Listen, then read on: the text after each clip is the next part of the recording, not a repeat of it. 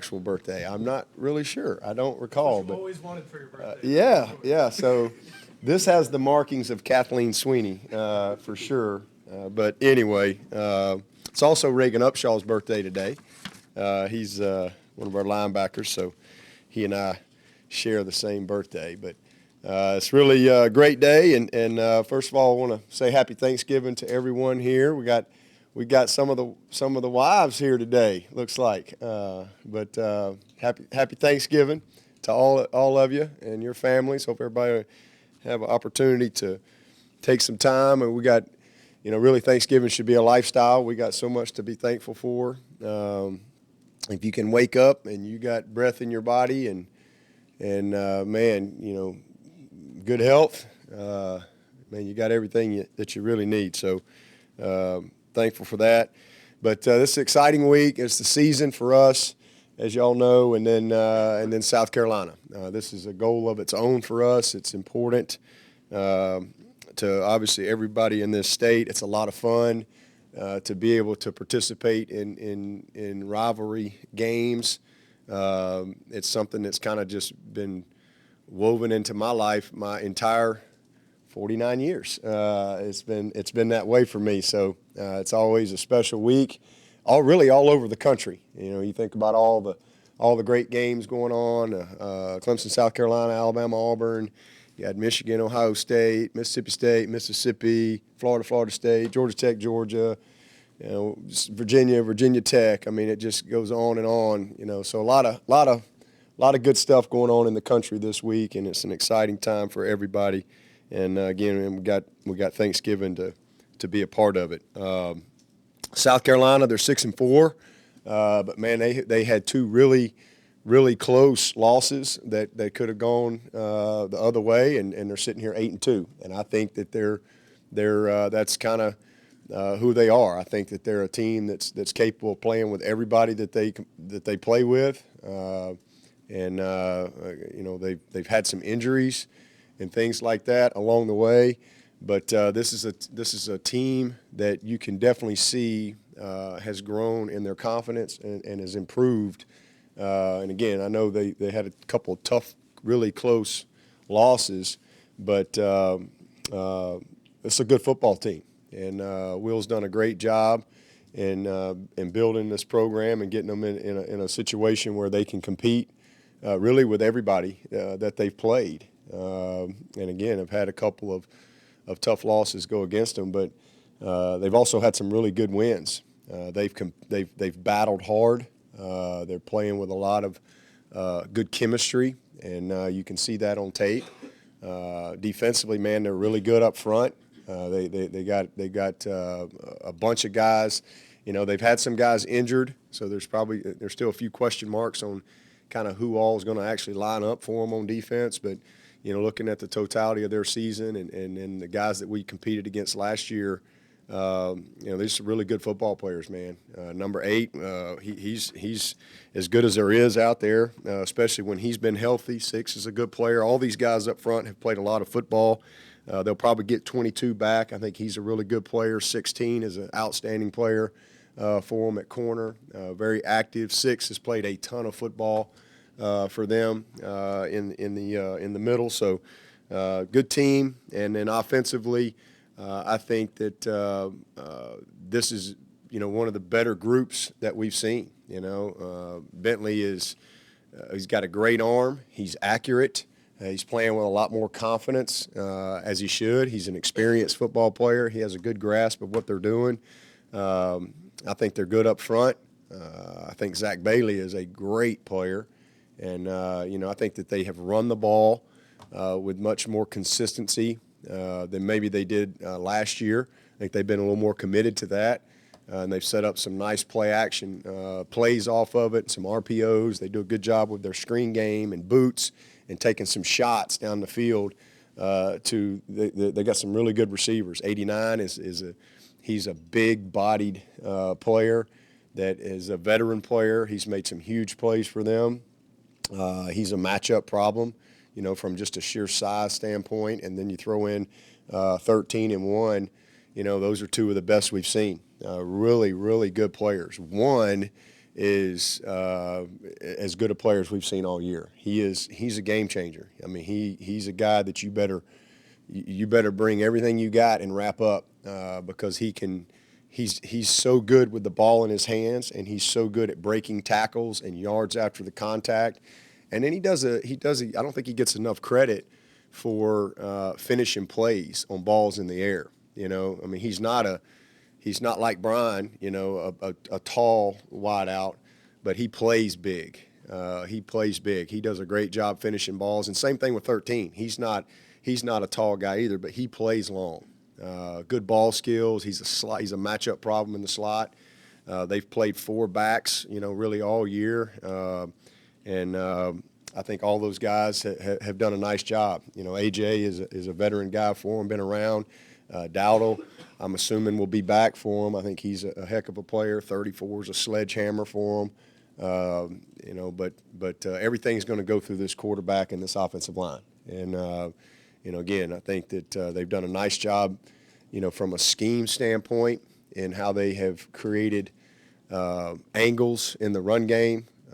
They've done a good job with their empty package and formation into the boundary and trying to create some, like I said, opportunistic opportunities to run the football. And so good matchup. This will be a heck of a matchup Saturday night. We're excited about it. Special teams is something that could be a huge factor in this game, especially with their returners. But again, this is what it's all about. This is a one-game season for us, and I know it's important to both sides. And for us, our focus is on just trying to finish and play our very best 4 quarters of the season. So with that, I'll take your questions. Coach, other than having Dabo healthy this year, do you think the biggest difference for them offensively is their tempo, and how much do you think playing Wake Forest and Syracuse will help in that regard? Yeah, I mean, we've seen a lot of tempo teams. I mean, we're a tempo team. But I think Brian, their offensive coordinator, has done a great job for them. I mean, he really has. He's a heck of a coach, and you can see his influence is in their style of play and the confidence that they're playing with, and just, again, some of their formationing and some of the things that they're doing in the run game. But, definitely the addition of 1 and 13. 13 didn't play last year either, I don't believe. And you got those 2 guys, you get better in a hurry. They're 2 really good football players that they didn't have. And they're just more confident. And, again, I think the consistency and the continuity throughout the whole season has really helped them. And then Bentley's he's a really good football player. You mentioned Brian Edwards. Just what about him makes him such a good player, and what did y'all see in him? I know y'all recruited him in high school. Yeah, we did. Well, he's big and he's got a great body for the position. He's long. He's got great jumping ability, good body control. He changes direction. He runs with the ball well after the catch, and he's a very competitive kid. And that's why we liked him a lot in high school. I mean, he played both sides of the ball. He played everything. He played DN, tight end, receiver, linebacker, safety. He was an athlete that played all over the field. He might have even played a little quarterback. I can't remember, but he's a really good football player and a good kid. Between Thanksgiving and the emotions of rivalry, how do you, on a practical level, keep the players and the coaches, everybody just locked in on the game? Well, we have a plan, a preparation plan in place that we believe in, and that really doesn't change much. The biggest change in this week is obviously this is a game that's a little more personal because you kind of live with it, in your community every single day, everywhere you go. So there's always you got a little juice like that you may not have if you're playing Duke. But for us, every game is the biggest game of the year. So we create that mindset every week, all year. Our preparation doesn't change, whether we're playing Furman to open the season or South Carolina to end the season. Our preparation doesn't change. And I think that's the biggest thing is it creates continuity and belief in what you do. We don't, all right, we got to practice longer this week, or, that's to me, that sends the wrong message. You put your best in every week. The best you got every single week is for us a championship game. That's what we try to create in our mindset. So the preparation there's zero difference, with the exception of we do have Thanksgiving. So they're out of school, Wednesday and Thursday and Friday. So that's different. And so you have to manage that. And so we've got a Thanksgiving plan that we've always kind of had in place that we believe in. It allows us to, as coaches and as a team, to get our preparation in the way we need to, but also be able to take the time and give our players, the time to celebrate Thanksgiving. So we do that. It's just kind of a part of our week. That's the only difference in the week. But as far as the emotion of the week and all that, emotion don't win. Execution wins. Most fired up team ain't gonna win the game. It's the team that takes care of the ball and does a good job on third down and makes a difference in special teams and wins in the red zone and can run the ball, can stop the run, can block and tackle. That's who wins. You've been a part of two great rivalries now, and you mentioned so many across the country. Are they all, do you consider them all kind of pretty much the same as far as intensity and all that goes into it, or is there maybe a little bit of a unique one to each? Does this kind of compare and contrast to the Alabama-Auburn one?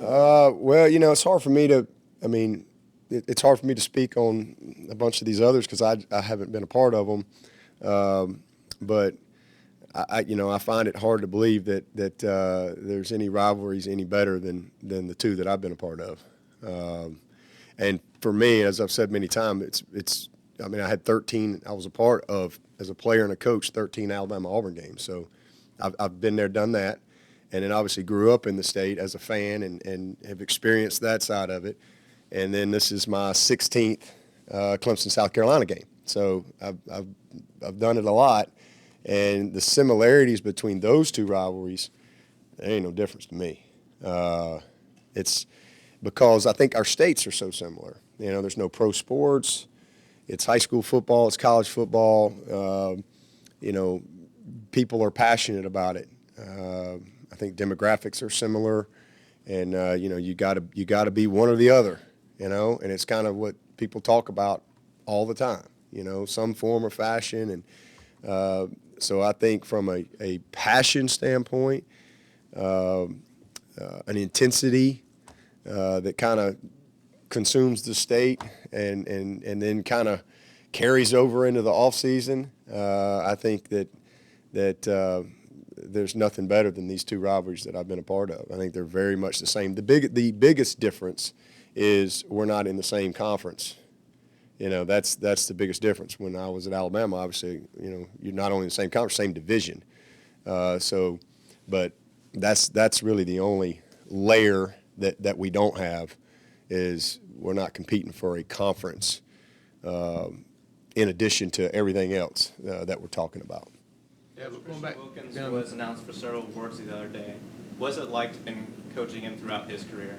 It's been amazing. He's very deserving of all the awards that he's being recognized for. He's a Nagurski finalist. I think he's a Outland finalist now, and the one I'm most excited about is the Campbell Award. To me, the Campbell Award that's the Heisman for a football player, because it's a student athlete.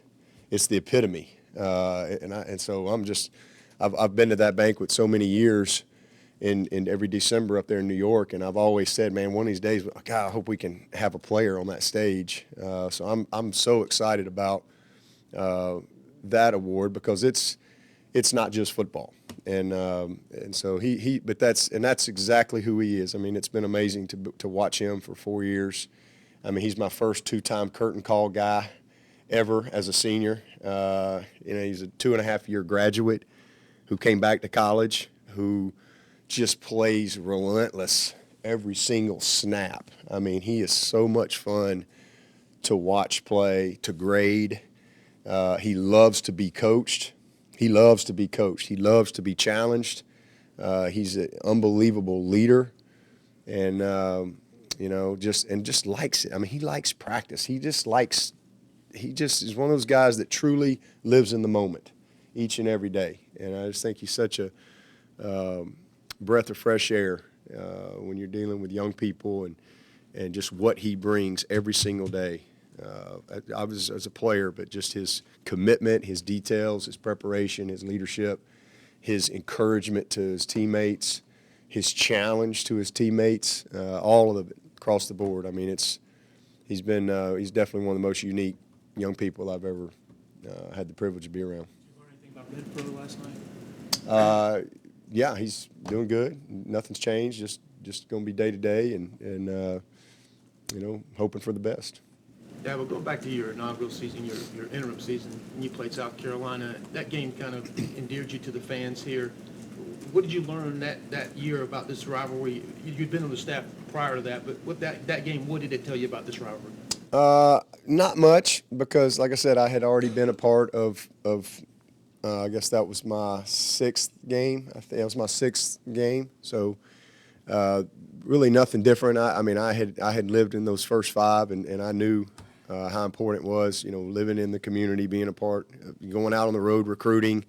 People have no idea who you are, and they judge you instantly because you got a logo on your shirt. That's just that's the way it was in Alabama, and that's the way it is here. And so I had kind of lived that in this state. So I knew. I mean, there was really anything different that I learned about the rivalry that game. That game was just, probably the reason I got the job. Maybe I would have still got a shot, but I think after that was definitely, the final piece to say, okay, hey, let's give him an opportunity, see what he can do. Coach, much has been made about potentiality of winning 5 in a row against South Carolina. You are 5-5 against the Gamecocks. How much would it mean to you to have a winning record against those guys? Well, it's important, I mean, that's something that I think we've done a good job with all of our goals, and but we still got some work to do there, and I just want to win every year. Every year is important. Every year is a season of its own. It stands alone, and the biggest thing we wanted to do was obviously to become more consistent in achieving this goal, and so we've done that. But we got off to a slow start, and hopefully we can continue to have good consistency in this rivalry. But I want to win, not for me. I want to win for our team. I want to win for our fans, and I want to be one of the few 12-0 teams in college football. There's not many 12-0 teams at any program historically. So this is a be a great achievement for this group. It's not about me. Does this game have a noticeable impact on recruiting, especially in-state recruits when it comes to when you go and see them? Yeah, not really. Also, it's not that big of a deal. Not really, because we occasionally there's a guy or two that we recruit against, and it was that way when I was in Alabama. It's just really. First of all, the programs are very different, just from a sheer, geography, location, the whole deal. And most kids that have grown up in this state, they're usually one or the other. Sometimes, a guy may transition one way, but it's usually not the case. And so we don't really recruit a lot against each other. There's a few kids here and there, but when you look at our state and just the sheer population of our state, we don't have a huge number of a big pool of prospects, for this level, as compared to Georgia, Florida, Louisiana, Texas, some of the states like that. I mean, Atlanta has more people than pretty much our whole state. So, just population-wise, our pool is not big for either school. And then you throw in academics and the requirements there, character, your need. You have to fill your need, and you might have a great player, but you don't have a need for that position. I mean, there's a lot of dynamics, and so when it all comes down to it, there's usually not many guys. And then it's, well, this kid's grown up Clemson, or this kid's grown up South Carolina. So it's really more the exception that we have a lot of heated in-state recruiting battles. most of the kids that if we do recruit against are usually out-of-state kids. But even then, I think, we're just so different. If a kid really likes Columbia, well, Clemson is a whole different setting. If a kid really likes Clemson and the setting of Clemson and Columbia is very different. So I think that that kind of, changes that dynamic. You would think that we would spend a lot of time recruiting against each other, but we really don't. Has enough time passed since that 5-game losing streak to dim your memory, or do you still lament those defeats? Yeah, I'm feeling lugubrious today. I'm still lugubrious. Thanks for asking. I'm still lamenting that. Where is that guy? Is he in here? Is he here? Anyway, yeah, I got some good laughs out of that. I'm still very lugubrious. It's not happy. That was a tough stretch for sure, and hopefully, listen, at some point they're going to beat us again. This is life. This is football. Hopefully not in my lifetime. That'd be great. Hopefully not this year, and hopefully not the next many years. But chances are eventually they're going to win a game. And I think for me, I just want to make sure that we can keep our program consistent and continue to have a good program and year in and year out have a chance to compete consistently in this championship, but also our league and beyond.